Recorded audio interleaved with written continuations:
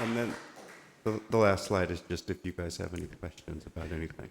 Members of the board, Chair recognizes Trustee Ranga. If it's a 3-year waiting list, and in the meantime, while they're waiting to get accepted into the program, they're pursuing all their other general education requirements to get their AAA associate degree, what's the average that it takes for a student from day one to they get their certificate to? Well, the program itself is a little over 2 years, and a majority of that is clinical, so they're in the hospital because they put in 1,968 hours at the hospital. So the program itself is 5 years? If you count the wait list, yes. Wow. That's a And commitment. it's pretty much the same in most programs. That's a commitment. Thank you. Other questions, members of the board? Chair recognizes Trustee Otto. Yeah, thanks. You know, I was involved in this decision last year to continue the program for a year to see whether we could solve the problems that led us to think about discontinuing it. And my recollection is that there were some space problems. We only had one faculty member. You were in the middle of redoing the curriculum, and it wasn't clear what the job market was. But then what happened at the meeting last July was that people came in from Los Alamitos Hospital and I believe Memorial and said how great the program was and how much they used it. So we invited those institutions and others to partner with us and see if there was some way to do this. Can you address specifically how those partnerships are working out, what the status of the program is in terms of instructors and things like that? As you saw in a couple of the slides, one of the things that we were able to do is we're scheduled to move into swing space, which we did. But the equipment requires a lead lining and all kinds of things that would have been very expensive had we just done that to move into swing space and then 2 years later move back into the new facility. The DMI program is slated to go into the bottom floor of the D building once the math faculty move across the street into the new math tech area. So by being able to use Memorial's facility, that saved us $310,000 that we would have had to have spent to modify the facility to stay and have our lab on this campus. And then the other piece is that each of those clinical educators is a match by those hospitals towards Long Beach City College students' education. And the figure that Jim had there calculated all that work with us, and it was about $812,000. So I believe one of the speakers from Los Alamitos really made it a point last year that we are invested in your students. And by adding up all of the partnerships that we have with the local hospitals and the fact that they hire our graduates, if anybody goes out and gets an exam in the Long Beach area, 3 out of 4 times your graduate is going to be from this program. So those were the ways that we addressed it with our partners, and they continue to support us quite a bit. Chair recognizes Trustee Clark, followed by Yeah. Trustee Ranga. Yeah, I'd like to ask, is there any way we can add to the program so we wouldn't have a 3-year wait? By having more students per year, do we have the possibility of increasing the facilities? We're working on that by getting more clinical sites, but the problem is that the state doesn't allow two college courses to be in the same site. So that's our problem, and we are working on trying to partnership with some other clinical facilities and maybe some smaller facilities and having the students rotate through the smaller facilities to get the overall education they can get at a larger facility. Very But good. right now, that's our only obstacle is just Yeah. clinical space. Well, very good. I'm glad to hear that you're trying to increase that, because I think, a 5-year wait is an awfully long wait. Yep. So it's a 3-year. Trustee Ranga? On a personal note, most recently I had a health issue with my father-in-law, who's experiencing some very serious physical problems. He's got a bleeding ulcer. He's 84 years old, inoperable. So all we can do is make him comfortable. But we took him to Lakewood Regional, and I saw some students there with their patches on the side as interns, and it made me feel proud to see those students there, knowing that my father-in-law was getting the best possible care available. So I want to thank you and the program and for doing a wonderful job in graduating those students and getting them jobs here. Thank you. Other questions? Well, thank you for the presentation, the students also for coming down here. As was mentioned over a year ago, January 2013, when this issue was addressed, as referenced by Trustee Otto. And at that time, I made the comment, and I'll make the comment again tonight, is that the people involved in this area were, for Long Beach City College, were highly professional, dedicated staff, met the mission of the college, provided a tremendous opportunity for students, and there was a great student demand. The sad reality is that we're dealing with some unbelievably difficult budget issues. And so I was pleased that this program was able to work through that. And here you are today, as strong as ever. And hopefully the colleges, the community colleges in California in general, and Long Beach City College in particular, we're starting to get turned the other more positive way financially. So because these programs are critical. And we knew that a year ago. So this is a lot more enjoyable and a lot less crowded than it was 1 year ago. But still, it was, we're very pleased tonight we're able to close that chapter and to move on. And congratulations and job well done. Thank you If very there's much. no other comments, members of the board, at this time, Madam Secretary, we do have a motion and a second on the motion. So if you could please call the roll. President Kellogg? Yes. Vice President Clark? Aye. Member Bowen? Aye. Member Otto? Happily. Member Uranga? Aye. And Student Trustee Donato cast an advisory vote. Aye. Thank you. All right, very good. Board President Kellogg, I have one more item that's an informative piece.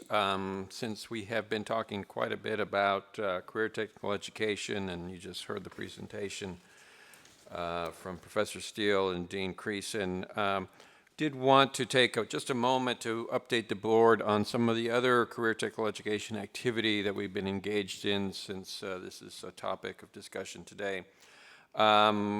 Before I turn it over to Dr. Brock and Executive Vice President Bynum, just give a quick update on some of the other activities that we have going on. I'd like to just mention Dr. Shaw made a comment about the hiring of CTE faculty, and since this is relevant to this topic, I just want to be clear, and Dr. Shaw knows this very clearly, that the hiring prioritization process is a joint process between administration and faculty. We rely heavily on the work of the department chairs and the academic senate to determine what faculty we are going to hire at this college. So I would encourage Dr. Shaw, as a faculty leader, to work through the process and to encourage the hiring or the prioritization of those faculty. It's sometimes odd to me that some faculty leaders like Dr. Shaw want me to supersede the administrative processes that we have when it's convenient, and when it's not, then they criticize. So I have made it quite clear to the team that both on the faculty and administration side, that it is important that we go out and fill the positions that are necessary for this college to continue to be a comprehensive college, and I'm confident that we're going to do so. So I couldn't let that comment go, because that is a process that is integral to the college, to the governance process of the college, and to academic and professional matters. So with that soapbox, I will ask Dr. Brock and Executive Vice President Bynum just give a quick update of some of the other CTE activity we have going on. Thank you, President Oakley. I think, Paul, if you could come back to the microphone for just 1 minute and tell the board about the nursing accreditation.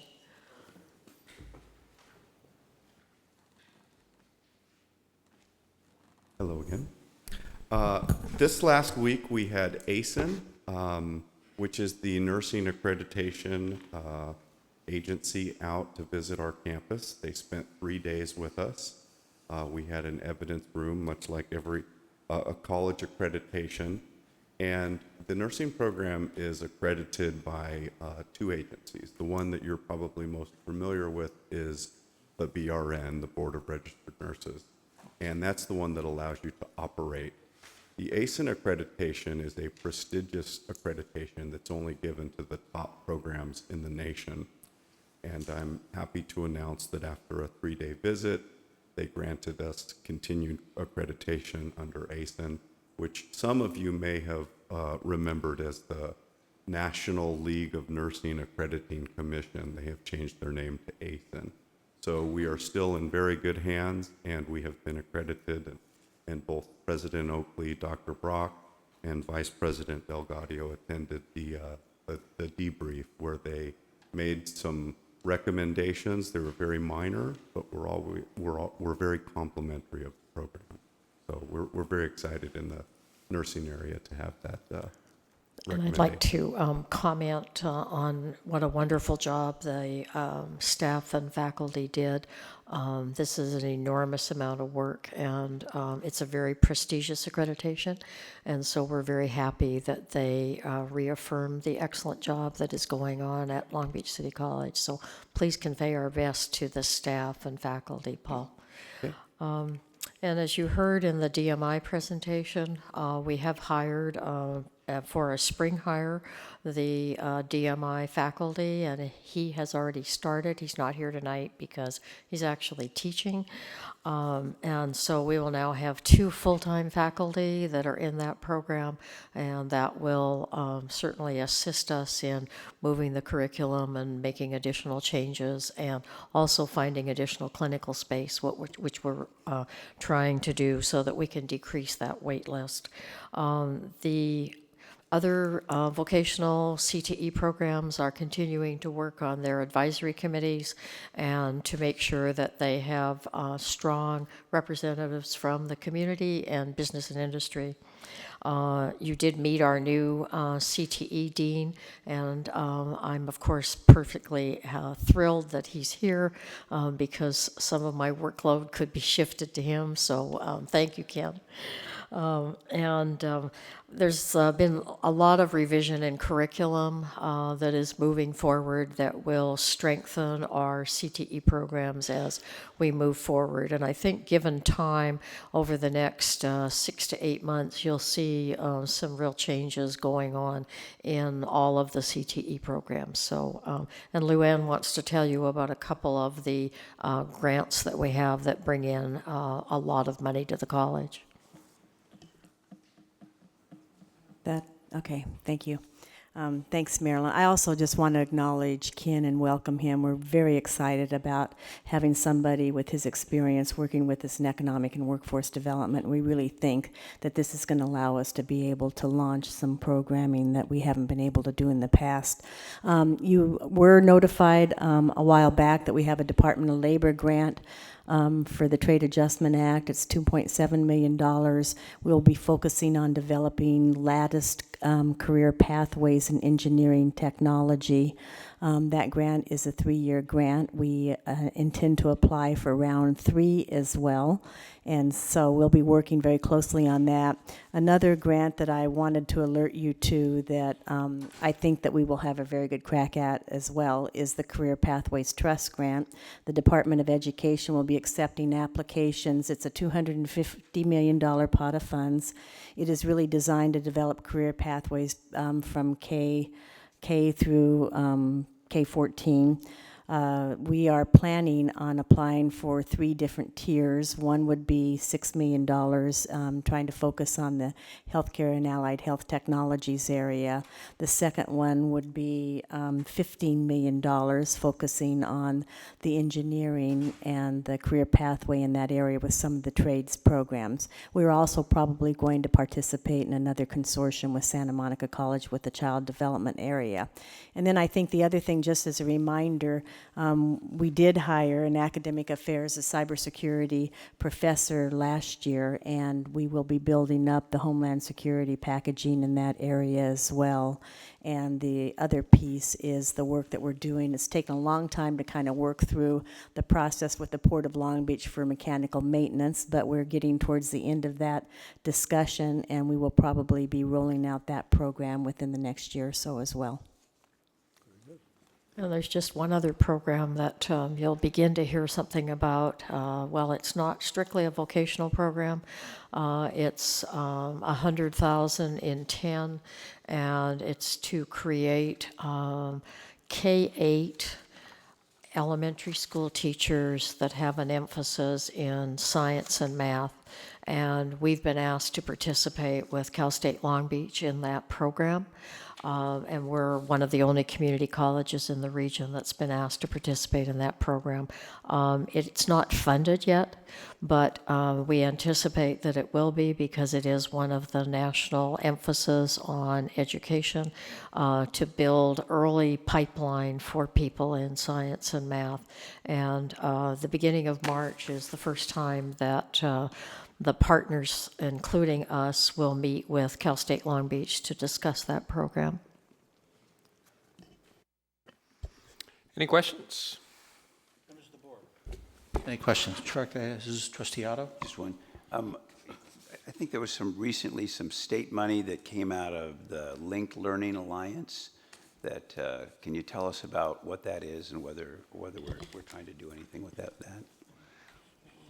Yes, we're actually working with Long Beach Unified School District in the Linked Learning Alliance. That again focuses on the notion of a career pathways, developing stackable credentials for students. We have $70,000 at Long Beach City College to be able to do that. We're planning on expanding that with Long Beach Unified, and we'll be working with them on a joint project to go after some more funding for that. Are there specific programs that we're looking at, or is it we're in a planning stage at this point? No, what we'll be doing is working, Long Beach Unified, you may know, each one of their students in high school has to select a learning community that is a career technical education area. And so they have engineering, they have culinary, they have tourism, they have healthcare. Those are in alignment with a lot of the programs that we have. So what we'll be doing is working to build out a capacity that enables a seamless movement for students through those programs should they choose to continue that kind of exposure that they get in high school and then matriculate on to Long Beach City College for either degrees or certificates.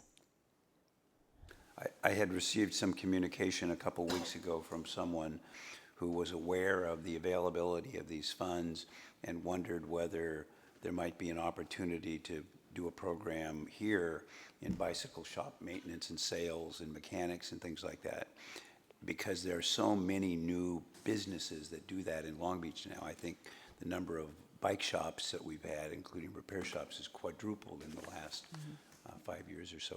Is it available for things like that? Well, what we could do is work with them in economic development through community education to be able to offer training programs in that regard, and I'd be happy to talk with them about that. And we do that a lot, actually. The community education programs are not for credit programs, and those are usually designed to provide a particular response to a need in the local community, and so that would be an appropriate place to sit a program like that.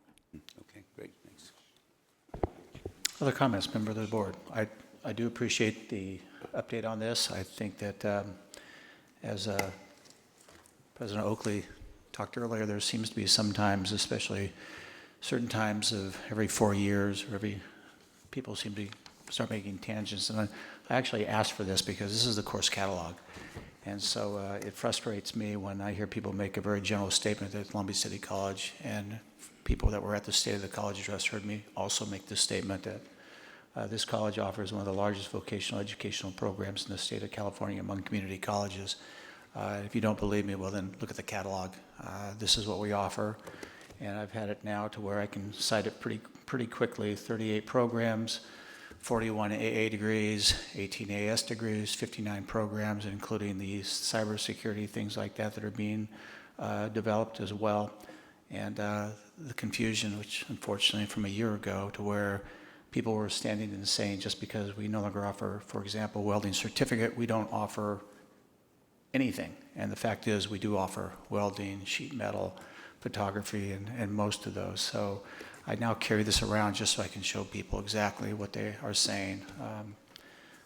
I realize that some people are going to take advantage of that for their own interests, but this college still is one of the finest colleges offering a wide range of educational opportunities for students. Yeah.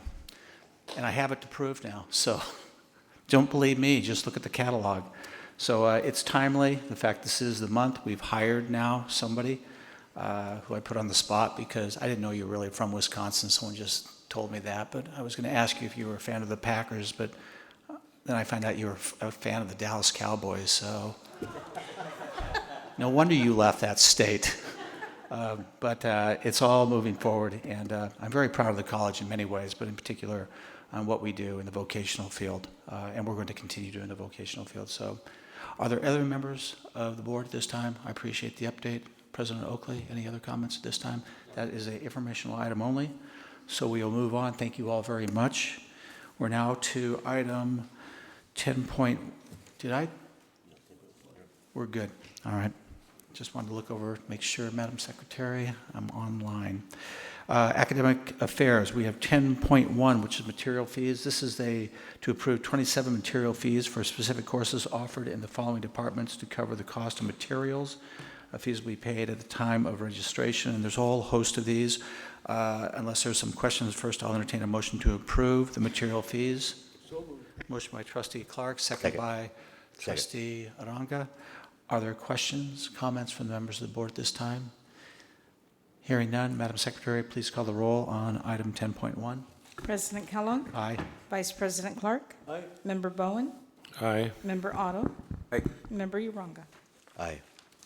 Motion carries. Thank you very much. Item 10.2, this is the 2014 summer session schedule.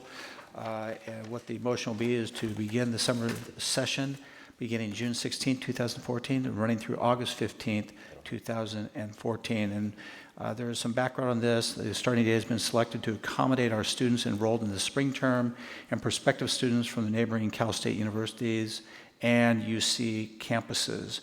Students from Long Beach Unified School District and the other school districts have been provided with a starting date that will accommodate their spring ending dates, and the size of the instructional program to be offered is in accord with the FTES targets and the college budget. So I will entertain a motion to approve the summer session at this time. Members of the board, motion please. Move to approve the Motion schedule. by Trustee Aranga, second by Second. Trustee Clark. No comments, questions at this time. Madam Secretary, please call the roll. President Kellogg? Aye. Vice President Clark? Aye. Member Bowen? Aye. Member Otto? Aye. Member Uranga? Aye. Motion carries. Next item, ASB President Update Report.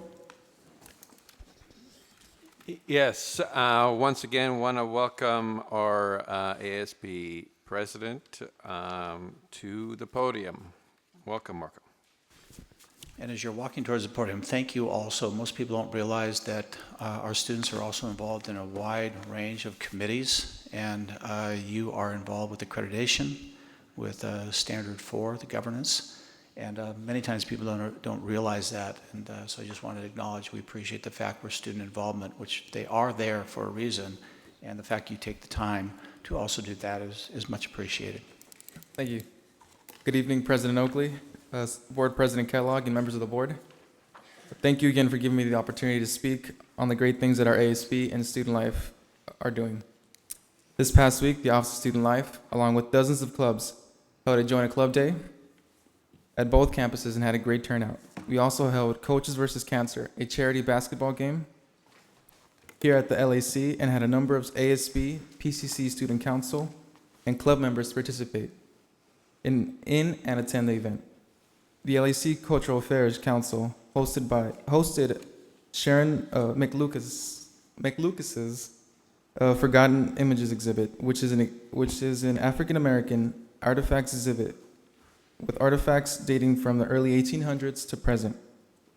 The exhibit also included a viewing of the movie The Butler by Lee Daniels. Also, today, we hold the second annual Donna Prindle Volleyball Classic, a volleyball tournament that was very well attended.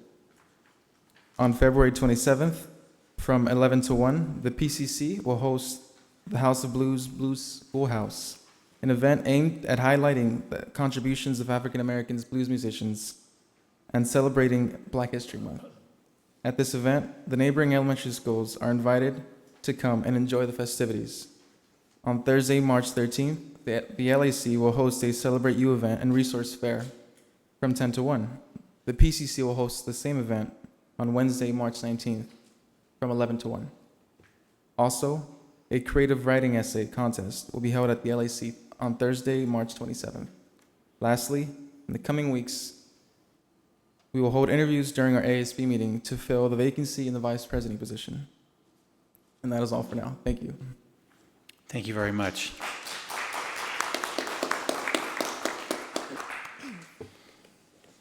Very good. Administrative service, there's no item, no report, so we're now at item for Pacific Coast Campus. Update, please. Yes, and for the update, I'd like to turn it over to Dr. Mina Singhal. Thank you. I'm very pleased to provide an update on the Pacific Coast Campus today, and what I thought I would do this evening is to walk you through some demographic information, talk a little bit about the PCC plan, and also some of the progress that we have made towards implementation. As you see here on this slide, what I've put here are the zip codes where the majority of our PCC students reside. So when you look at 90813 and 90806, including 05 and 04, approximately 50% of PCC attending students reside in those particular areas. Of course, the campus being located at 90806. Without overwhelming all of you with a lot of data, I think it's important to give you a little bit of a flavor about what those community demographics look like. So just looking at 90813, that's a population of approximately 58,000. It's a land area of 3.2 square miles. Home ownership is low in that area. 84% of residents are renters. Educational attainment for population 25 years and older in a 1.5 mile radius. 56% did not complete high school, and the percentage of those with a college degree or higher is 9.86%. When you look at a 5 mile radius from the campus, those numbers shift. 20% having less than a high school diploma and 31% having an associate's degree or higher. The estimated median household income in 90813 is $30,600, the state being $57,000. Residents with income below the poverty level, 36%, the state being 16.5%. Again, looking at community demographics, when we look at race, we see that 64% are Hispanic or Latino, the next highest being Asian at 13.4% and Black at 13.1%. In terms of languages spoken by residents in that particular zip code, 57% speak Spanish at home, and 28.5% speak English at home. I also looked at the 90806, 33% of residents are foreign born, that's quite a large number. And when you look at 90813, where close to 20% of PCC attending students reside, it's even higher, it's 40%. Of that 40, 65% are born in Mexico and 12% born in Cambodia. Shifting now to look a little bit at PCC demographics. I won't spend a lot of time on this. And there's obviously a lot of data. We have students attending both the LAC and PCC campus, students attending LAC only. So this data is really those students who take all of their classes at the Pacific Coast campus. In terms of ethnicity, again, reflective of the surrounding communities, 44% Hispanic, and then the next highest, 22% Black. In terms of age, 23% are ages 20 to 24, and that's the highest. We do see some notable differences between PCC and LAC. We have larger percentages for the older population groups, age 25 to 29 at 15%, and 40 to 49 at 13%. So that is a significant difference between what we see at the LAC campus. In terms of gender, we're fairly even, 54% females and 46% males at the Pacific Coast campus. More than half of our students at the Pacific Coast campus are continuing students, and 26% are first-time students. In terms of educational goal, 26% report bachelor's degree being an educational goal, and vocational is 21%.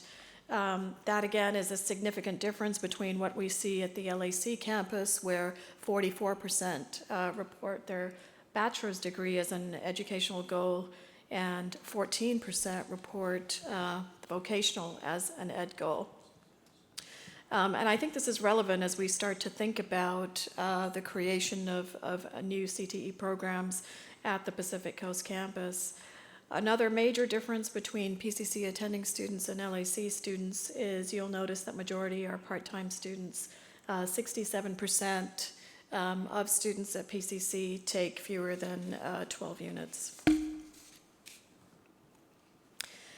So I wanted to just take a few moments to present that background information, as I think it becomes relevant and provides you with some context for the PCC plan. The PCC plan was approved in 2011. It takes into account the objectives, goals, and strategies of other district plans, including the Educational Master Plan, Student Success Plan, Staff Equity Plan, and Technology Plan. It is a reflection of the Board of Trustees' goals and the President's 24-month agenda, more specifically the goals of supporting the Student Success Agenda, reviewing the college's CTE programs and supports to align those programs with workforce needs and ensure that program certificates and degrees lead to meaningful employment, and also implementation of the Pacific Coast Campus Educational Plan. One of the areas of focus as outlined in the PCC plan is that of curriculum and schedule, and I wanted to just spend a couple of minutes on some of the efforts and progress that we have made at the Pacific Coast campus, working with the deans and the faculty. The goal there is to develop a cost-effective, efficient, deliverable pattern of course offerings. We have really maximized our offerings and use of facilities by offering morning, evening, and weekend classes. We have increased the number of GE course offerings and honors classes. I'm pleased to report that we have a biology honors class, modern contemporary biology, offered at the Pacific Coast campus. The class filled this term. Our goal will be to increase those honors classes for the fall. In terms of GE classes, we've seen a 77% increase in GE offerings from spring 2013 to spring 2014, going from 91 to 161 sections. We have seen a 33% increase in the math and statistics.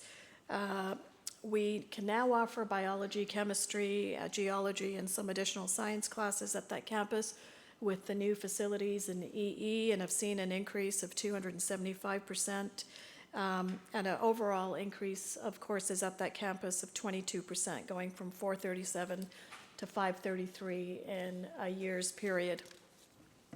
Just a couple of other things related to curriculum. PCC is offering the first LBUSD concurrent enrollment course in allied health. It's a medical terminology 3-unit class open to area high school students in the smaller learning community. We've increased math and statistics offerings. Vocational nursing courses are offered at PCC. We have doubled the number of English classes at that campus from 33 to 66.